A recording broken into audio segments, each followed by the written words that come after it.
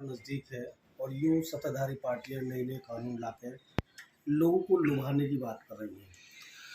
अभी जिस तरह से मुद्दों की बात कर रहे हैं उसमें एक मुद्दा है सिविल कोड, जो पिछले बहुत ज़माने से है, चर्चित है। ये दो लोग 2024 लोकसभा से पहले उसको लाने की तैयारी कर रहे हैं, आज सुझाव मांग रहे हैं। आप एडवोकेट हैं, आप किस हैसियत से देखते हैं कानून किस तरह से है ये? देखिए, भारतीय संविधान के अनुच्छेद 44 यानी 44 में यह सरकार को निर्देश दिया हुआ है कि सरकार जो है स्टेट राज्य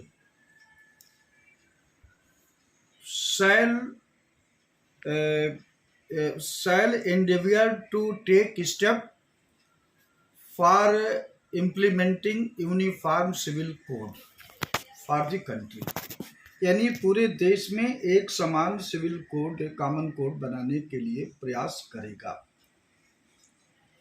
अब देखा जाए तो राज्य, अगर देखा जाए तो आर्टिकल 12 के डिफिनीशन के हिसाब से राज्य जो है, जो राज्य तो है ही है जैसे स्टेट, उसके साथ में जो म्युनिसिपल इंस्टीट्यूशन है वो भी राज्य की कैटेगरी में है। तो प्रश्न क्या उठता है कि क्या म्युनिसिपल कॉर्पोरेशन जैसे संस्था को भी जो राज्य के डिफिनीशन में आते हैं, क्या वो लोग भी इस मुद्दे पर कानून बना पाएंगे? आंसर होगा नहीं। सिर्फ राज्य जो एक सॉवरेन स्टेट है, चाहे सेंटर का वो या स्टेट का, वो ही कानून बना सकते हैं। आर्टिकल 162 में ये प्रावधान है कि सरकार किसी भी मुद्दे को लेकर के वो अपना ड्राफ्ट कमेटी बना सकती है, उनसे रिकमेंडेशन ले सकती है और कानून बनाएगी। लेकिन वहीं पर ये भी है कि अगर सेंटर भी उसी मुद्दे पर करता है तो उस मुद्दे पर जो सेंटर का कानून होगा वो स्टेट पर प्रिवेल करेगा। अब चूंकि पूरे देश में एक समान यूनिफॉर्म सिविल कोड होना चाहिए, तो सेंटर ही कॉम्पिटेंट है पूरे देश में ये कानून बनाने के लिए।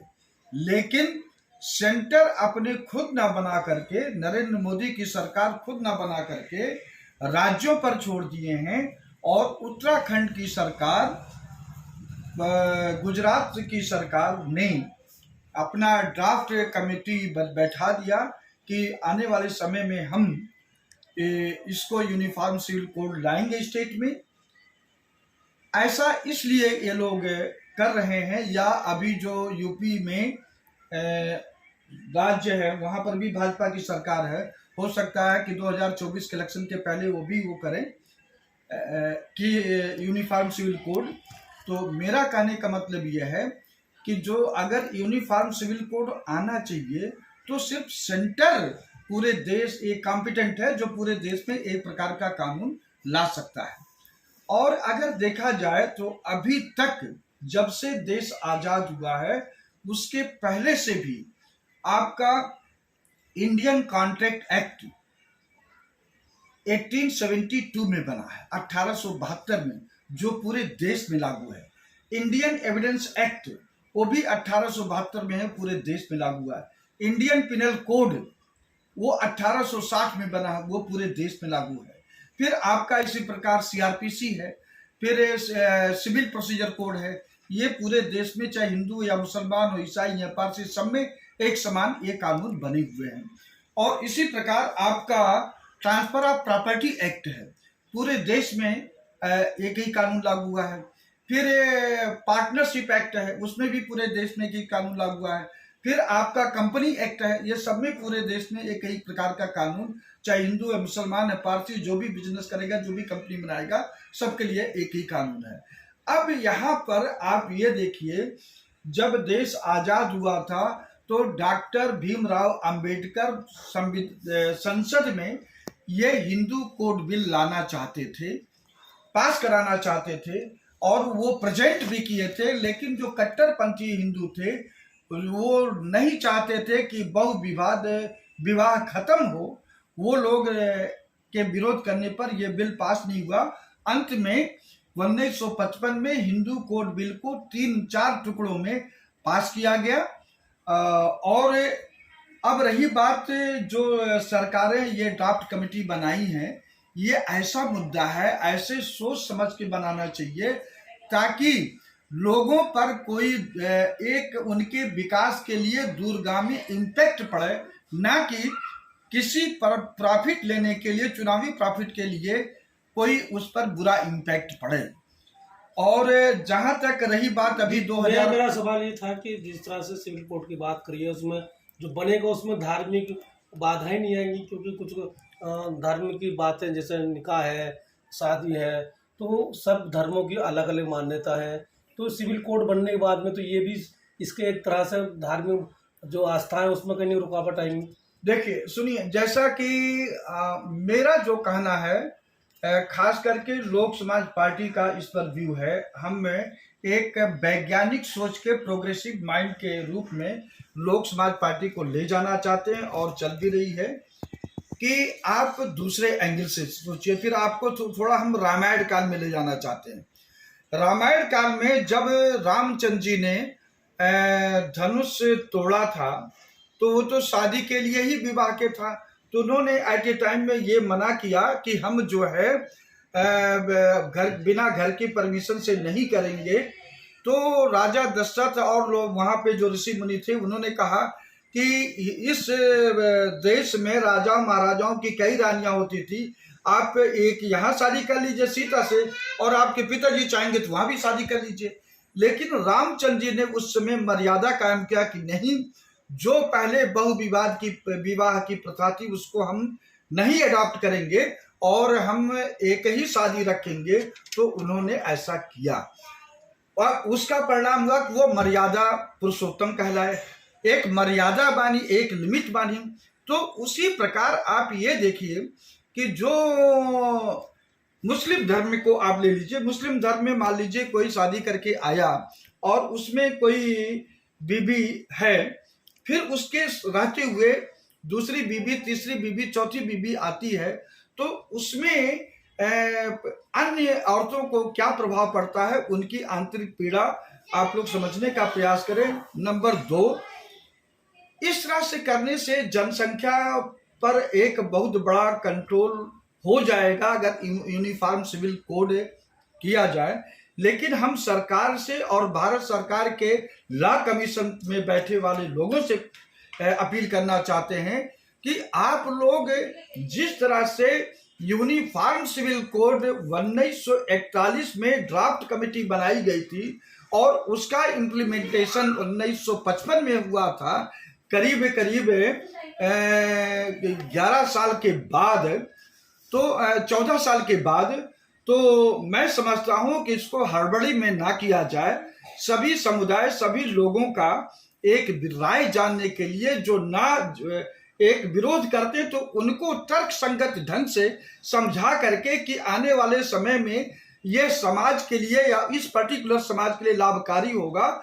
और मैं समझता हूं अगर सरकार ऐसा प्रयास करेगी, समझाएगी, तो ऐसा कोई समाज नहीं है जो आगे प्रोग्रेसिव माइंड का नहीं है, वो लकीर का फकीर नहीं बनना चाहता कोई समाज। वो भी चाहता कि हम समाज में एक साइंटिफिक रास्ते से चलें। और आप तो ये बात करें कि सरकार को टाइम देने के बाद सरकार चाहती इसी बिल के सहारे 2024 का चुनाव जीतने। वो देखिए, वो तो आपने पहले बता दिया ना कि इनका जो है यूनिफॉर्म सिविल कोड या कोई भी इससे कोई लेना देना नहीं है। उनको इस कोड के माध्यम से इनको 2024 का लाभ लेना है।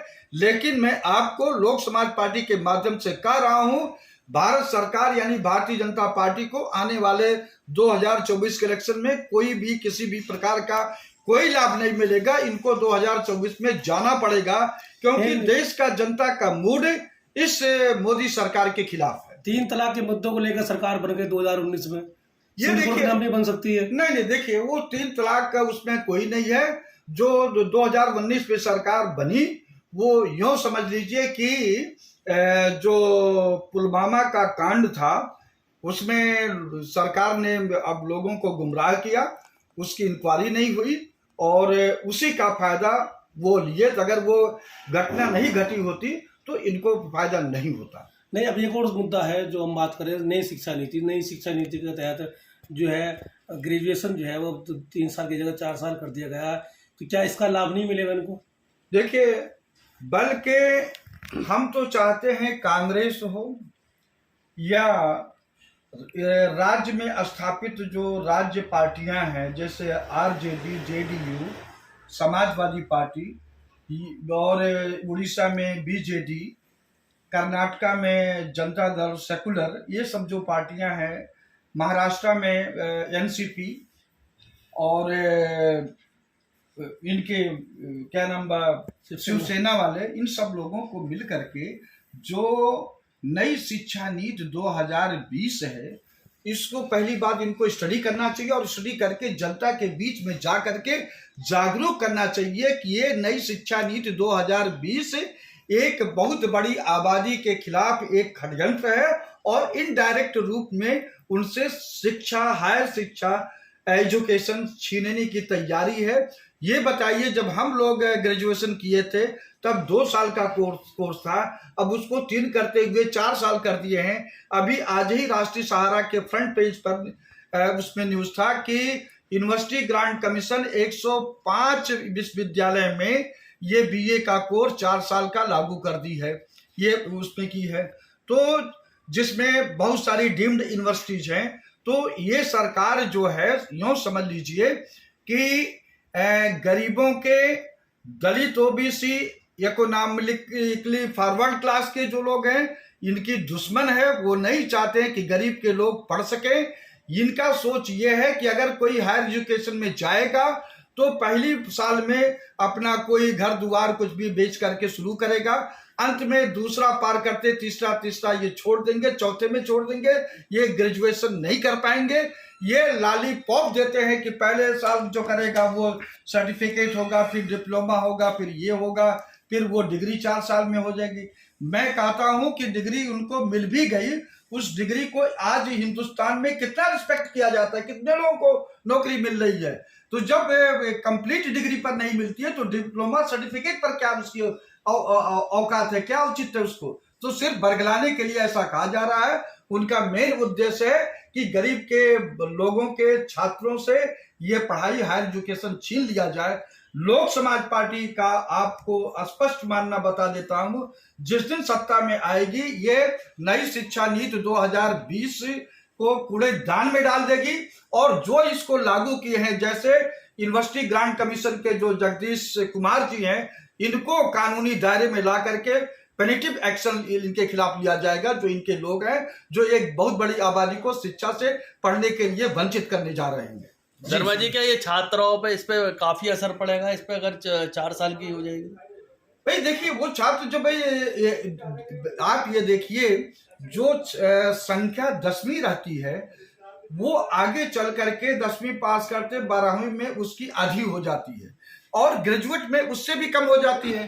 तो ये 4 साल के बच्चे, कौन सा परिवार ऐसा है, वो संपन्न परिवार ही 4 साल का कोर्स पढ़ा पाएगा अपने बच्चे को। आम जनता, गरीब परिवार नहीं पढ़ा पाएगा। तो ये भारतीय जनता पार्टी, मोदी सरकार, आरएसएस के लोग ये चाहते हैं कि गरीब के लोग नई शिक्षा नीति के माध्यम से हायर एजुकेशन ना लेने पाए। ठीक है, बहुत बहुत जी नमस्कार।